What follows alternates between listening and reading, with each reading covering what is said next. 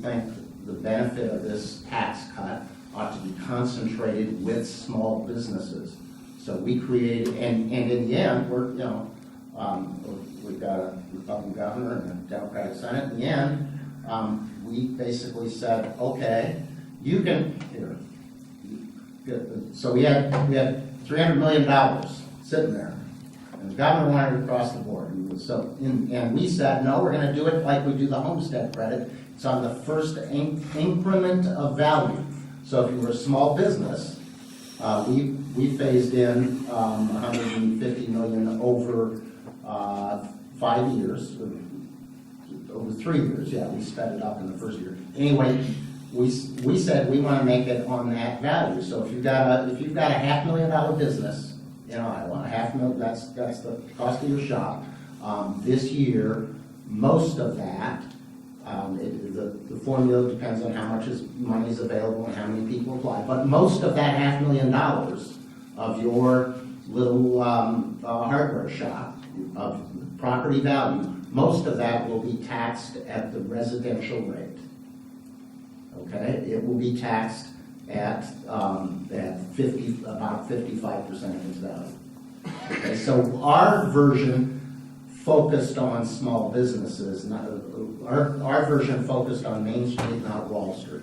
The governor said it has to be across the board, and so great big entities got the lion's share. But in the end, what we said to the governor was, you spend half the money your way, we'll spend half the money our way. Our way is about small businesses, and that was the deal that was made on commercial property taxes in this state. We insisted that there be more benefit for small businesses than for the great big box stores. Now, all of that said, hardware stores, and I grow ever concerned about the great big giants coming in and running the little tiny guys out of business. So you can think about that. I'm not going to name any big stores and pick on them because I think they all do a good job, but I often try to use a local business, and they do go out of business because the great big folks, again, not to name any names, but down on the Manoa exit, and you know who I'm talking about, right? Those ones make it very hard for small businesses to survive in the end. And to some degree, the same thing happens with restaurants. You can go to a local restaurant, or you can go to some chain, and people often gravitate towards the chains, just because it's predictable. So, I pretty much agree, Jim. That's a good question. And I also want to, I'm seeing that too. And I believe that it is the market. I'm not sure of any more we can do. We're looking at something. I just like market goes up and down. I think it's like I said, big box stores have a lot to do with that. Well, I think there's another side that I think sometimes when you talk to people that have got a business that maybe employ 6 or 7 people, even whatever, and they've been doing the right thing by providing their health insurance for these people. And what those health insurance costs, those insurance premiums have done now, just astronomically higher. And whether it's supposed to be or what, I don't care. I just know that's what's a lot of them are having happen. The change and so forth it takes time to get it all worked out. But I talked to a young man 3 weeks ago in Atlantic, and he and his wife now pay. And if you've got an employee plan, you really don't appreciate what some of these people are going through. But this young man and his wife, who are not flush with money by any means, he told me, he says it's $15,000 a year before insurance kicks in at all. Between their premiums and their deductible, it's $15,000 a year. And I hear that story in the real world with farmers and so forth, what their insurance costs have gone up, health insurance. And I think that goes back to some of these entities that we're doing the right thing, still are trying to do the right thing, providing health insurance for their employees. And the cost of it is just horrendous. obviously, small businesses have challenges that the larger businesses don't have. They're kind of a microcosm of the larger business, but they fight for, and you know, the senator's right, people know name brands, they oftentimes gravitate to name brands or to name stores and so forth, because there's a certain familiarity. And so small businesses, but you know, they face certain challenges, but they are the majority of businesses across the state of Iowa. And I would venture to say across any state by percentage. They are they're the lifeblood of the main streets and the communities across Iowa. We would be a far less rich society without those small businesses bringing variety and bringing experience and bringing all the benefits that they bring to our communities. Having said that, we have worked continually to try to lessen regulations. Those are things that the small business owners tell me they struggle with. Overburdensome regulations, which are harder for a small business to comply with, as opposed to a larger business who may have legions of bookkeepers and attorneys and whomever to deal with those. And so we have tried to lessen regulations to make life easier, whether it's tax laws, regulations, or the like for small businesses, because they are the lifeblood of our communities, and we know that. And so I mean it's a continual process. We need a toilet tank kit, so later today we're going to save big money. Well, that went over well. Jeff, do you have a follow-up question? You and I are do-it-yourselfers. Not everybody in the audience is. I knew what we were talking about. Well, I'm having a hard time, I guess, understanding the national discussion that's taking place on the economy. You guys are telling us that the tax revenues are decreasing and coming into the Iowa coffers this year, and yet nationally the economy is supposed, in a presidential year, the economy is being touted as good, it's full employment at 4.9%. Small businesses are actually the biggest employers, I would say nationwide, surely in Iowa. So the business climate, I mean, what at the legislative level, what can you do to better the small business climate here in Iowa this year? And what is the business climate? I mean, is Iowa unique in this situation? Is following farm income and those tax revenues? Or do you see that happening nationally? I mean, are we just in a bad economy? Well, let's be clear. We're still seeing revenue growth in the state of Iowa. It's not that there's no growth or that there's declining revenues. We're still seeing growth in state revenues. The question is it the growth that we have projected? We never went as deeply into the recession, and we came out of it stronger, and our ag sector is lagging now. Commodity prices are low.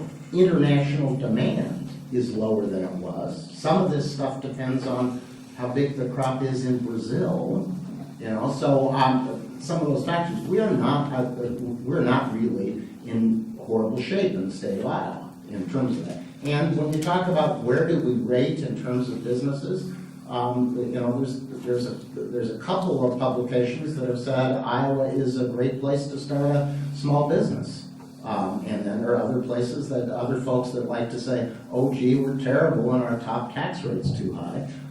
Even though we have federal deductibility, so that makes our top tax rate look higher than it really is. So all of those factors, when you look at them, when you get those books that compare states, we're kind of middle of the pack. In some areas, we're just a little bit on the high side. In other areas, we're a little bit on the low side. We're kind of middle of the pack when it comes to that. We are a great state to open a manufacturing operation in. A company like Rockwell Collins, who do they sell to? Rockwell Collins does avionics, and they're out of Cedar Rapids. And where do they sell their product? Well, they sell it to Boeing or to France. They sell it to companies that make great big airliners. Well, your corporate income tax exposure in the state of Iowa, if you sell all of your product out of state, all of it, And essentially Rockwell Collins does, and John Deere, you might be a little bit surprised, they sell 98% of them, that's probably an exaggeration, but they're a very large percentage of their product. If you sell out all of your product outside the state of Iowa, you have no corporate tax liability in the state of Iowa, zero. Because we base ours strictly only on sales. Most other states base it on sales, property, and payroll, which property and payroll, those are both a discouragement for a business to have operations inside Iowa. So we have lots of advantages, but there are different sets of advantages, and every state tweaks their laws just a little bit differently. They do it somewhat in response to the region. We do things. One of the reasons I fought long and hard on commercial property tax reductions was that we're right across the river from Omaha, Nebraska. And if we can have a little advantage on property taxes over here, our corporate climate means it's a great place to locate the Bunge soybean processing facility, the Omaha Standard truck body maker here in Council Bluffs. So there are lots of different things, and every state does a few different kinds of things. We have, unique in the country, we have something at our community colleges that helps startup businesses, larger businesses, but startup businesses pay for on-the-job training and actual training at the school by issuing bonds against the future payroll taxes of those employees. So we have lots of advantages and we have some disadvantages, and we try and work through those every year and have a good system. But I'd say we've really tried to, for the Senate Democrats, we've really tried to focus our benefits. That's one of the reasons why we're more interested in this coupling issue than we are. So when John Deere buys a drill press, they pay no sales tax on that. That's fine. The tax that they're talking about, that the governor did by administrative rules, says they're not going to pay tax on the drill bits anymore.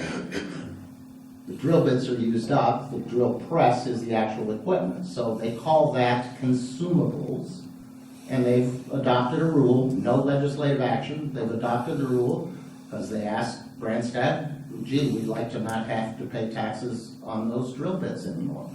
Well, that rule costs between $40 and $100 million.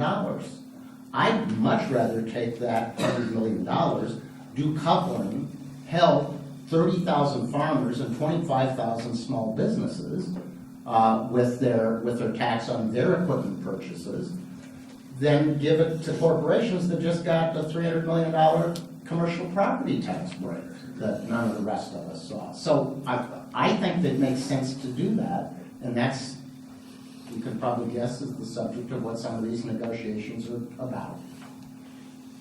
And Jeff, we fund at all three of the Regents Institutes, University of Northern Iowa and Iowa State and University of Iowa, economic development, extensive economic development programs, and I'll just focus on UNI for a minute. They have programs there specifically designed to help out small businesses in Iowa. So for instance, I know there's even a program there where they actually house, they have little mini sort of office/cubicles, or cubicle/office, they do have doors, where people can come and actually work as they're developing an idea and a business plan for a business. They can actually come and set up sort of their own little office there as they work and get help from retired business owners who are on staff, students who are working, master students who are working in business and so forth, and actually get that business plan from a thought in your head, one night, to actually down on paper, to actually refine, to actually, okay, how will I get the funding, how will I get the resources, where will I house this business, who are the projected market, et cetera, et cetera. And so those are for new businesses that are starting up. Obviously, not everybody lives near a UNI. So they also have teams of people who go out across the state and work with individuals who have that same need and want to start up. A lot of our community colleges are working in conjunction with the Regents to house some of those economic development programs. And then finally, I'll just say that at UNI is another program that works with existing businesses that may be struggling, maybe have reached a plateau in their sales, or somehow need to grow but are stuck and can't figure it out, and they will work with them to say, you know, what can we, you know, how can we help you grow your business? How can we help you move into another area? An example, there's a company in eastern Iowa that has made potato chips for, I don't know, 100 years or something, and they were very successful. They sold mostly, I think, in eastern Iowa and Illinois. Sales were fine. All of a sudden, they plateaued. And basically the market was saturated. Sales just were not going anywhere, and this 100-year-old business was starting to go down in terms of its productivity, or in terms of its sales. So they worked with UNI and actually started an online program where these chips are made in Iowa, are now being sold on Amazon, and all of a sudden, guess what happened to that bottom line? Started going up, and the business is you know, back on steady footing again, and you know, that's just one of the things, but that's just an example of how we really have very strong economic development programs in this state for small businesses that, again, as I say, are housed in the regions, but they are working in partnership as well with our community colleges across the state. One thing that I hear from small businesses, their biggest problem, it doesn't have anything to do with the health insurance, it has everything to do with people, and that's finding employees. Finding employees that will show up every day, on time, ready to go to work. I ran across a couple of years ago in this is in Carroll County, the gentleman has a really good business, a small business, employs, I think, 6 people, and you see these hoop structures, these buildings that are fiber fabric covered and so forth. He's making steel work for those, and this guy's really on the ball because he was selling stuff to the Israeli army out here in the middle of the country. Just you had to be looking for the place to find it. Now, he took me on a tour and so forth. He says, I don't know what I'm going to do when those 3 guys over there retire. They're in their 60s. He says, there's supposed to be 2 other people here, and they haven't shown up yet this morning. And that's his biggest concern, is finding people that will show up to work every day, on time, ready to go to work. And I hear that from small businesses all over. Finding people, you know, the skill levels, things, yeah, we need to teach them, but he's got to find them that will show up, simply show up. And if there's at some point, it's difficult to run a trucking operation if you can't find people that get in the seats. I've got a fellow in Corning they run a concrete plant there. And, you know, we can talk about minimum wage all we want to, but this guy's got 3 trucks sitting that he can't find anybody to drive those trucks at 17 and a half an hour with benefits. That's the problem. Because when they got a pour going on, they've got to have people that are going to show up that day to do that, and not just decide, I need a day off. And so that's not easily solved either, is it? So, but that's a real problem out there. And you talk to anybody, I'll bet you at Hy-Vee, you may have that. I know you do, because we've talked about that. So anybody here that runs a business knows that's one of the biggest problems they have, that they face every day, is everybody going to show up today, ready to go to work. Well, Carl Heinrich was just telling me that I never show up at Hy-Vee anymore before the meeting this morning. And as someone who grew up in eastern Iowa, I will personally vouch for the deliciousness of Sturgeon potato chips that are also available at Hy-Vee. So. They've expanded their market then, see? Our next question is from Casey Moran regarding education ELL. Can the schools expect any additional support for English language learners?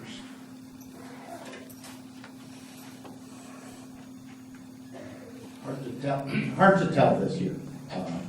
We should be doing a better job of that.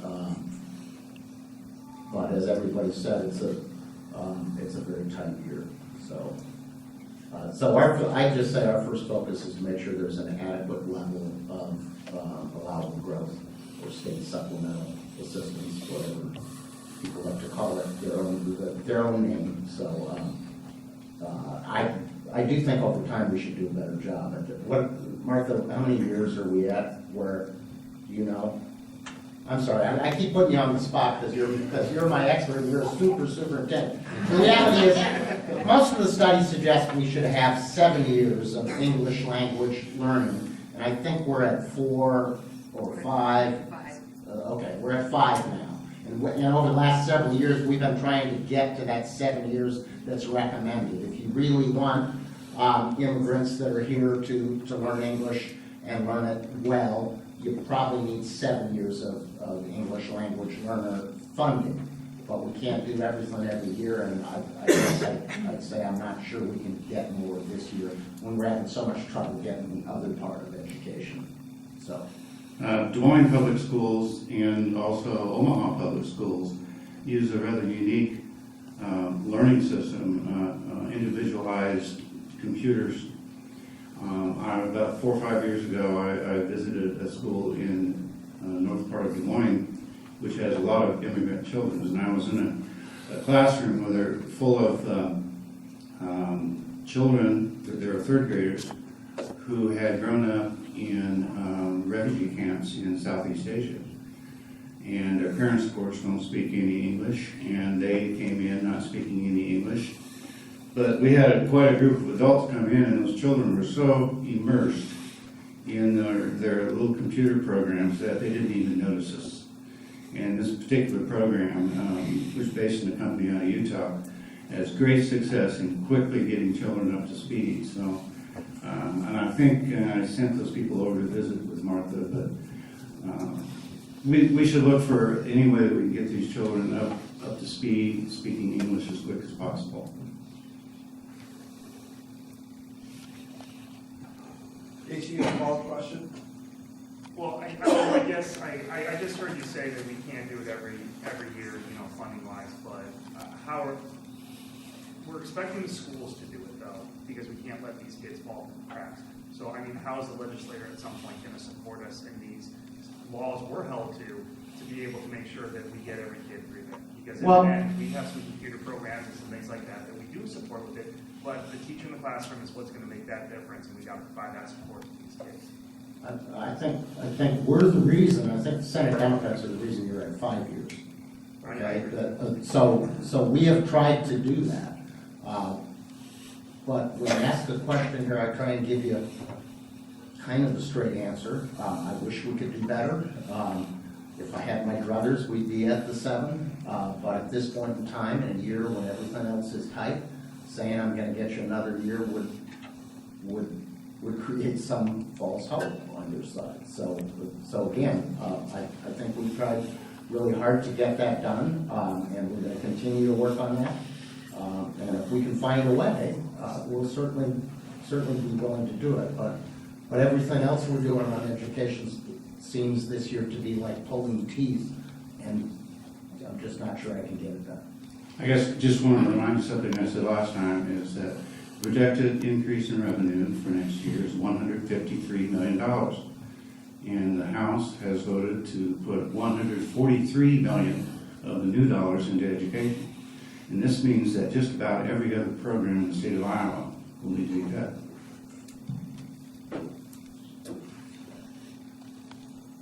Our next question is a follow-up from the last meeting from John Erickson regarding leverage and grading district.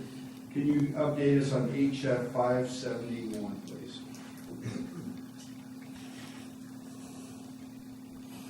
Which is, Look like you stumped us.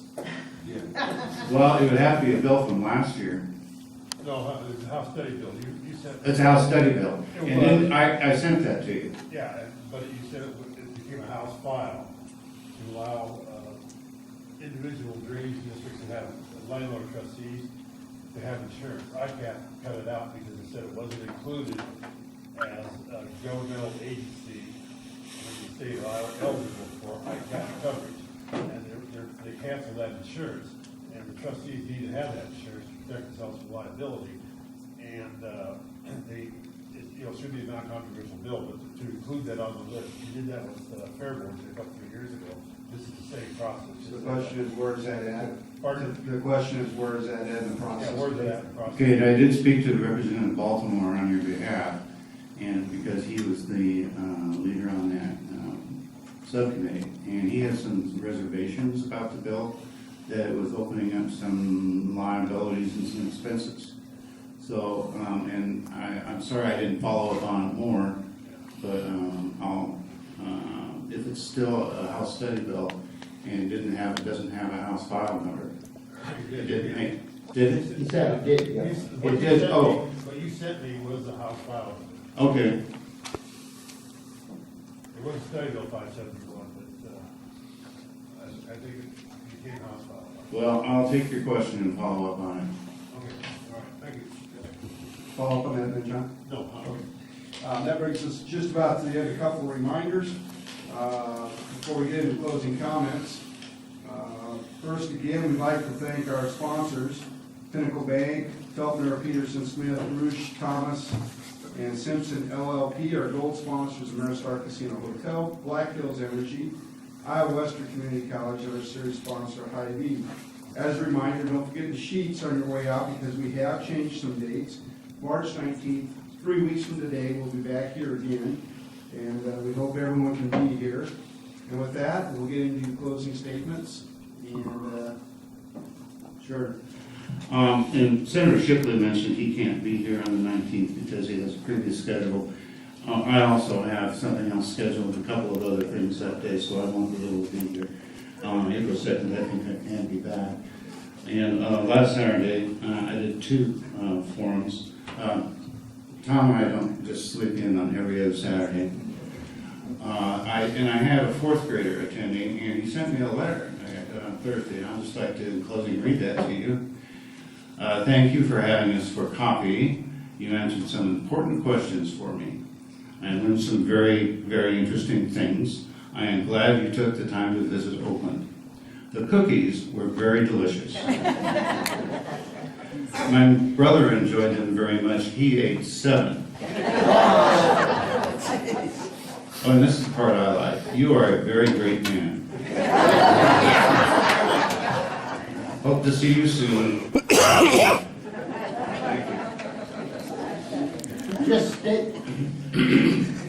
Just stay in touch. If you have particular issues you're concerned with, just stay in touch with your legislator. We try to be responsible, try and get you the information. John, where'd you go, John? Erickson. Oh, he left. Oh, I was gonna do a tutorial on how to go to the Iowa General Assembly, and there's bill tracking thing there, and you click on that bill tracking thing, and you put the number of the bill in, and then you look around on the sides for something that says bill history, and it'll tell you right where the bill is. So it's Iowa General Assembly. If you just search that, you'll find the legislative homepage, and you can actually track these things on your own, find out if it's on the calendar or not, those kinds of things. Oh, it finally came up though. Not great reception in here, Martha, on my Wi-Fi, but, okay. Well, you must have the code, so. So with that, again, thank you all for attending. Thanks for the great attendance we always get at this. We all enjoy going back to Des Moines and brag about how many people show up in Council Bluffs, how many people actually care about democracy working. So thanks all for being here. I also want to thank everybody for being here. I really enjoy the questions, especially like the ones where we're all sitting up here looking at each other like, what's going on? But I appreciate those. And it is something that we take great pride in, is these meetings. So, and as far as any information to stay in touch, I remind you, I have a flyer up there with all my contact information on it. You can sign up for weekly emails, or I appreciate you can do that. And stay in touch and let me know where you're at. Yeah. But thank you again. Well, I guess almost the last guy doesn't have a chance, but thank you for being here and for taking your time to do this. As I alluded to earlier, if you came in late, I'll see, I'll have to go back and look at the schedule. I left my phone at home, so I can't look at that to see where it's gonna be at, on the 19th and 2nd, but, I really wish I could have come to Oakland last week, but that was the 4th, was it last week you were in Oakland? Yeah. Yeah, that's what I thought. I had 4 that day, and Oakland was one I had to pass on. It sounded like the cookies were better. But, that said, I really appreciate the people that came from Council Bluffs this last week. They came up, and the week before, they had a really good event with the Council Bluffs folks, and that's always a fun evening, and it's important that you do those sort of things. It really is. You know, everybody seems to know how to find meat. That doesn't seem to be an issue. And I will try to get back every time on emails if I possibly can. I do have a few hanging out there now because they emailed me about a certain issue, and we're very close to coming up with what's gonna happen about that, and I wanna just wait and not have to do it all over again. But, if you don't hear back from me, fire away again, and hopefully I didn't miss you. But, it is a pleasure to come up to Council Bluffs, and, if you have any questions, please get in touch with me, and we're gonna keep on trying to do the work for the good people of Iowa. Well, thanks again for coming, and Senator Gronsfield's comments about the forums and our bragging rights are quite right. I was talking to a House colleague of mine this week and saying that I had a legislative coffee coming up, and he kind of frowned. He said, how many people do you get those? And I said, well, you know, usually over 100. I said, sometimes there have been 200 here. And he looked at me, really? And I said, yeah. I said, why? What about yours? Well, let's see. The last one I went to, and it seemed to me that this would have been like maybe last year. He said, we had, I did it with two senators, and he said we had 9 people show up. And he said one of the senators came in, looked around the room, saw that none of them were his constituents, and left. And I said, oh, okay, well, that's not like ours. But anyway, so we do have bragging rights, but thank you for helping us have those rights. I will tell you that since we won't see each other for 3 weeks, hopefully by then we will have great progress on the chemical production bill that I've talked about quite a bit in these forums. The bill has passed both the House and the Senate Economic Growth Committees. It is sitting in the respective Ways and Means Committees, and will hopefully move out of them very, very quickly, and hopefully in 3 weeks we will have it perhaps even moved out of both houses and on its way to the governor. So I'm working very closely with my Senate colleague, Senator Rita Hart of Clinton, on trying to move that bill as quickly as possible down to the governor's desk. So we'll keep you posted, and again, thanks so much for being here. We'll see you in a few weeks. Representative Forrestal, I did notice, when looking over your shoulder, that 4th grader has a writing that looks a lot like yours. You legislators be around for the next half hour. Come on up and talk about it. We want to thank you for